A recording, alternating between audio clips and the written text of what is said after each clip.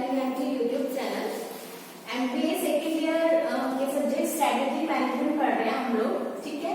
इसमें हम लोग एनालिसिस पढ़ रहे थे ना सारे, तो एक एनालाइज है हमारे पास वैल्यू चेन एनालिसिस। अब वैल्यू चेन एनालिसिस में हम लोग क्या करते हैं बच्चे, हम लोग डिवाइड करते हैं जो हमारी प्राइमरी एक्टिविटीज है, जो हमारी सेकेंडरी एक्टिविटीज है, ठीक है, जो बिल्कुल ऐसी मतलब लोअर सेक्शन की एक्टिविटीज है, ठीक है, उनको फाइनलाइज करते हैं और एनालाइज करते हैं, ठीक है। पर ये बहुत इजी टॉपिक है, याद रखना आप लोगों को लगेगा नहीं। देखिए, value chain analysis is the process of dividing various activities of the business in primary and support activities. अपने बिजनेस की वेरियस एक्टिविटीज को, सभी एक्टिविटीज को किस बेसिस पे बांटना, तो ये प्राइमरी एक्टिविटी है, ये सपोर्टिव एक्टिविटी है ना, और उनको एनालाइज करना, ठीक है। And analyzing them, keeping in mind their contribution towards value creation to be final product। और अपना ये भी आपको माइंड में रखना है कि उनका कितना कंट्रीब्यूशन है फाइनल प्रोडक्ट तक आने में। And to do so, inputs consumed by activity and output generated are studies, ठीक है। जितने भी इनपुट्स हैं आपके एक्टिविटी कंजम्पशन के, या फिर जो भी आउटपुट जनरेशन में जितने भी आपकी एक्टिविटीज होती हैं, ठीक है, तो उनको हम लोग क्या करते हैं, उन्हें देखते हैं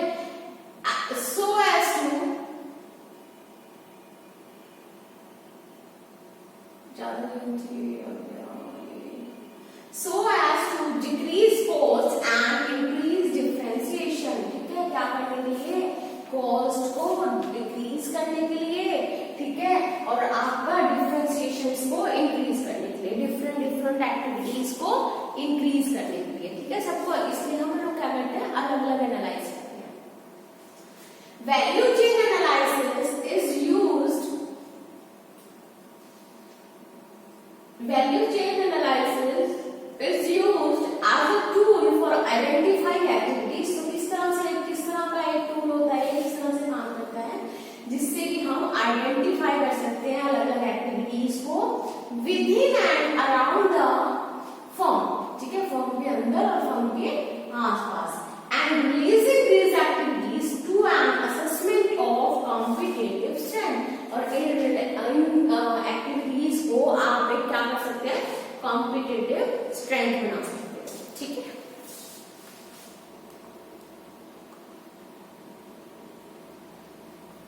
देखिए पिक्चर है हमारे पास, ठीक है।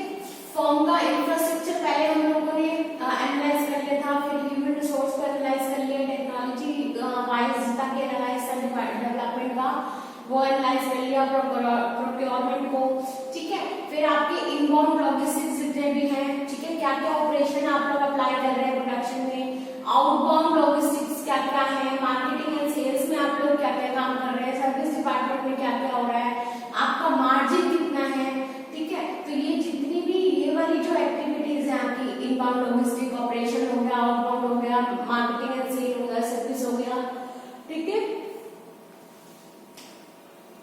ये तो आपकी क्या है, प्राइमरी एक्टिविटीज। कौन सी है ये सारी, प्राइमरी एक्टिविटीज है, ठीक है। क्या इनपुट आएगा, क्या क्या उसके ऑपरेशन लगेंगे, आउटपुट आपका कैसा होगा, मार्केटिंग एंड सेल में आप लोग क्या क्या करेंगे, और सर्विसेज किस तरह की देंगे, ठीक है।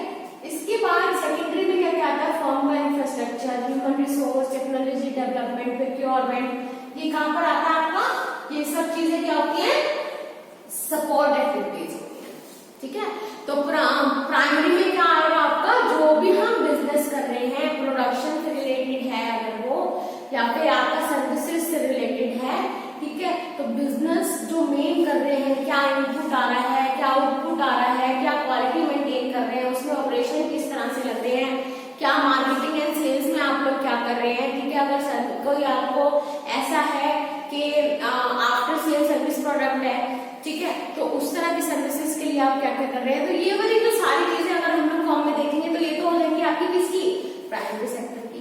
उसके बाद सेकेंडरी की, primary not primary sector, that's called primary activities चाहिए, ठीक है। अगर मैं सेकेंडरी एक्टिविटीज की बात करूं, सेकेंड एक्टिविटीज की बात करूं,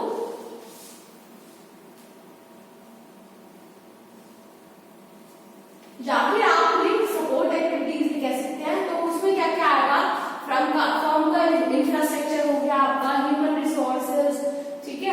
टेक्नोलॉजी डेवलपमेंट, प्रोक्योरमेंट, ठीक है।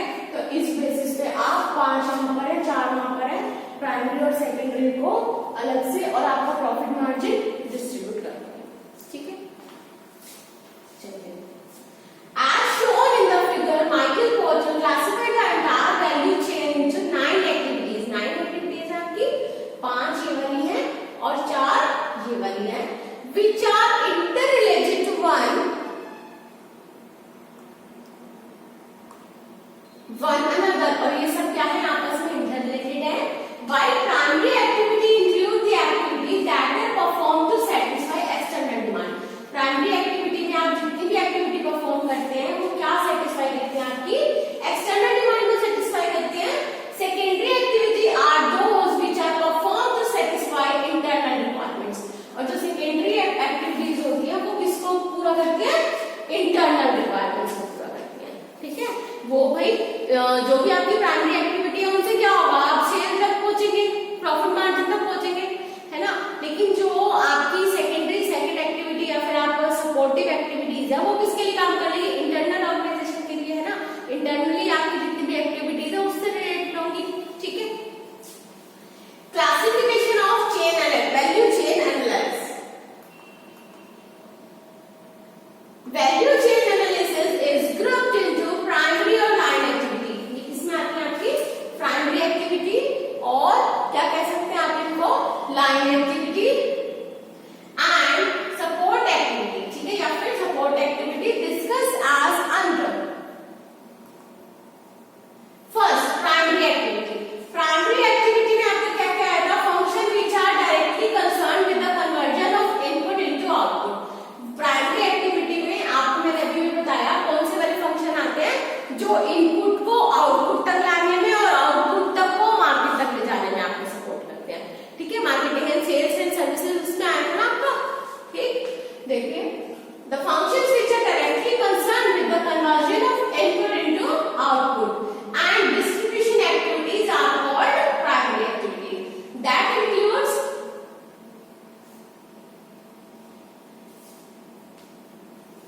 सॉरी क्या क्या आया था इसमें, आपके 5 ऑप्शन आए थे ना, इनबाउंड लॉजिस्टिक आया था, ऑपरेशन आया था, आउटबाउंड लॉजिस्टिक आया था, मार्केटिंग एंड सेल्स आया था, and the fifth one is services, ठीक है। तो पढ़िए, देखिए, the one is inbound logistic. It includes a range of activities like receiving, storing, distributing etcetera which make available goods and services for operational products.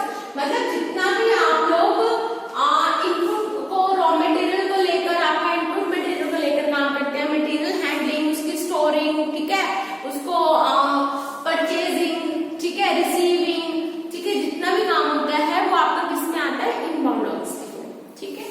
देखिए, some of those activities are material handling है आपका। Material handling में आप लोग करते हैं LIFO FIFO weighted average के according अपना मटेरियल का जो भी मतलब हैंडलिंग करते हैं या फिर कॉस्ट अपनी देखते हैं, ठीक है।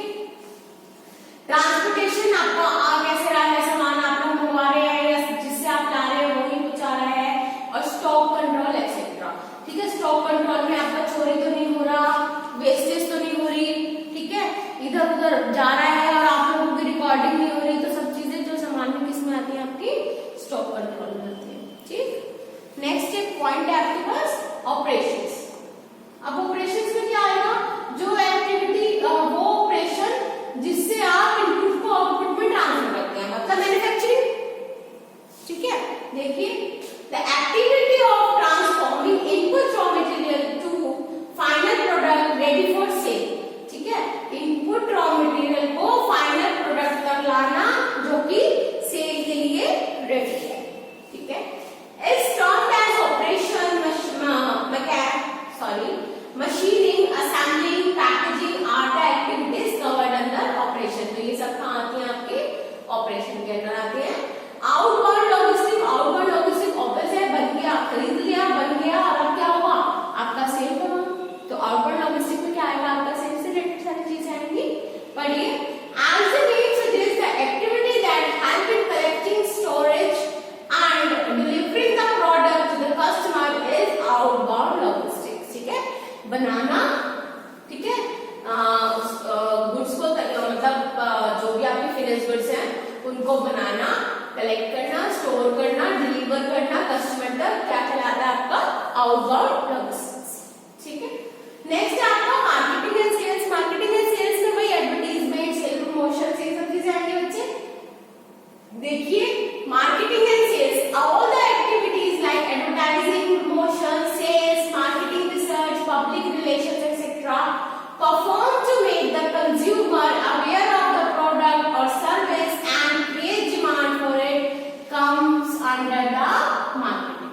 ठीक है, सारे आपके advertisement related activities, promotional, sales, market research, public relation, ठीक है, ये सब आपकी कस्टमर, आपका कितना कस्टमर को अपने प्रोडक्ट के लिए अवेयर करना, अपनी सर्विसेज के लिए अवेयर करना, उसका ध्यान रखना, सब चीजें किसमें आएंगी आपकी मार्केटिंग एंड सेल्स में आएंगी।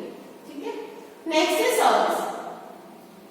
Service means service provided to customers so as to improve or maintain the value of the product. It includes financial service and after sales service and so on। ये मैंने आप लोगों को बता ही दिया था फर्स्ट पॉइंट पे। ठीक है, कि सर्विस में क्या आएगा, फाइनेंशियल सर्विस। फाइनेंशियल सर्विस आप किस तरह से दे सकते हैं कि इंस्टॉलमेंट में चीज देकर उसको फाइनेंशियली थोड़ी सी राहत मिल जाएगी। ठीक है, और आफ्टर सेल सर्विस देके, ठीक है, अगर आप टीवी में डील कर रहे हैं तो टीवी आप उठाकर घर तक नहीं ला सकते, कोई भी नहीं ला सकता। ठीक है, तो ये पहुंचाना, टीवी घर तक पहुंचाना, इंस्टॉलेशन का काम पूरा कराना, क्या होगी ये आफ्टर सेल सर्विस होती है। क्लियर है? चलिए नेक्स्ट है आपका support activity.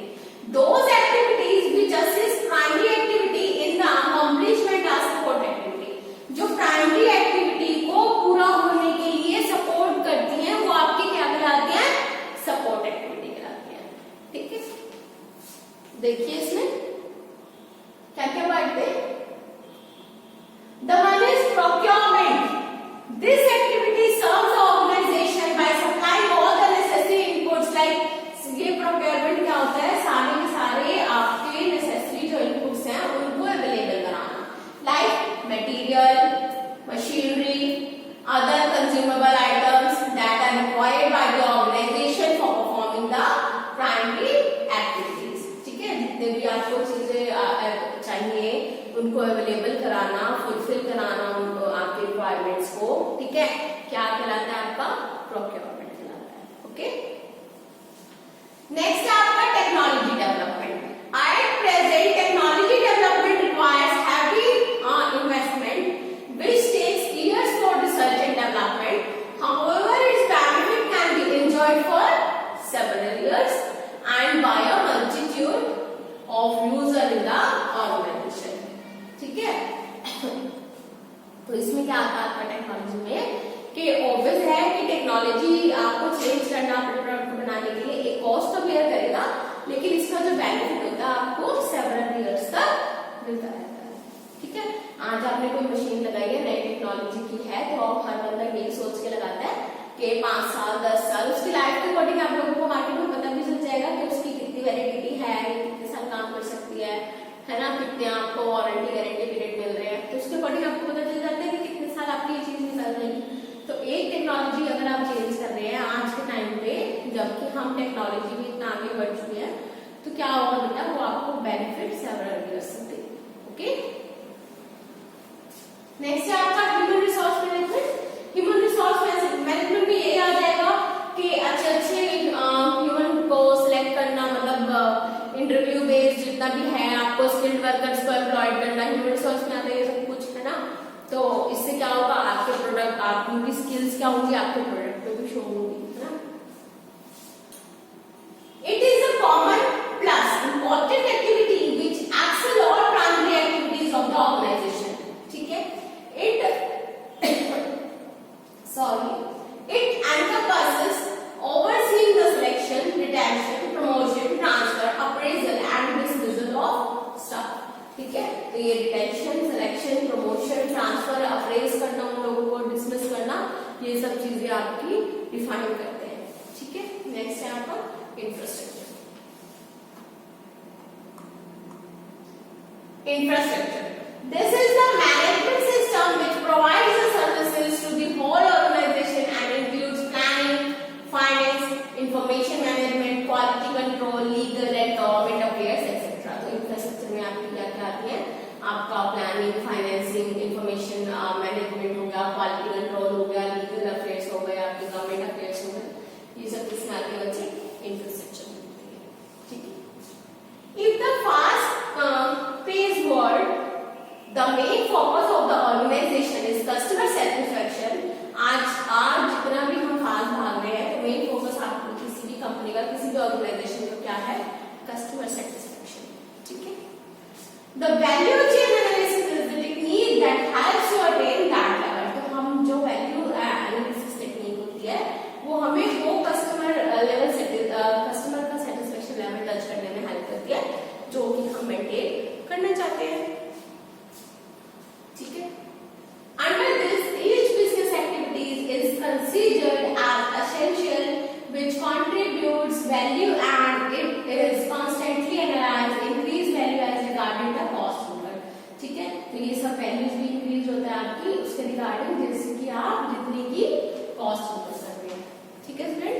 That's not too tough, पढ़ लीजिएगा, पीडीएफ आप लोगों को अटैच करके जाएगी, डाउनलोड करके देख लीजिएगा, ठीक है। किसी को अगर अब भी कोई क्वेरी है तो please you can post your query to the comment box, okay students, thank you.